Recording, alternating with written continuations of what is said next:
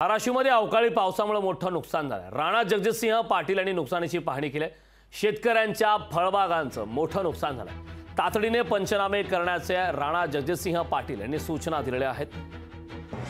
दृश्य आपण पाहतोय, तातडीने पंचनामे करण्याच्या सूचना देण्यात आल्या आहेत। शेतकऱ्यांच्या फळबागांचं मोठं नुकसान झालेलं आहे। त्या ठिकाणी तुळजापूर मतदारसंघाचे आमदार राणा जगजितसिंह पाटील यांनी दखल घेत तातडीने पंचनामे करण्याच्या सूचना दिल्या आहेत। काल जो अवकाळी पाऊस झाला आणि प्रचंड वारा होता, वादळ होतं, त्याच्याने मोठं नुकसान झालंय। गेल्या 2-3 दिवसांमध्ये आपल्या भागामध्ये इतर ठिकाणी नुकसान झालं, पण कालचं नुकसान जे आहे ते फार मोठा फटका देणार आहे।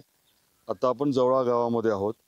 इथे पॉलीहाऊस होतं काळ्यांचं, मोठा फटका त्यांना बसलाय, प्रचंड नुकसान झालंय। रविवार जरी असला तरी प्रशासनाला सूचना दिल्यात आणि तातडीने पंचनामे सुरू होतील। मग ते महसूल विभाग असेल, कृषी असेल किंवा मग आपलं ग्रामविकास म्हणजे तलाठी, ग्रामसेवक आणि कृषी सहाय्यक मिळून पंचनामे तातडीने करतील। आज त्यांनी करायचं सूचना दिल्यात आणि 10-11 वाजेपर्यंत रिपोर्टिंग सुरू करा असं देखील बजावून आपण सांगितलेलं आहे। लोकशाही मराठी ऐका, पहा, जागरूक रहा।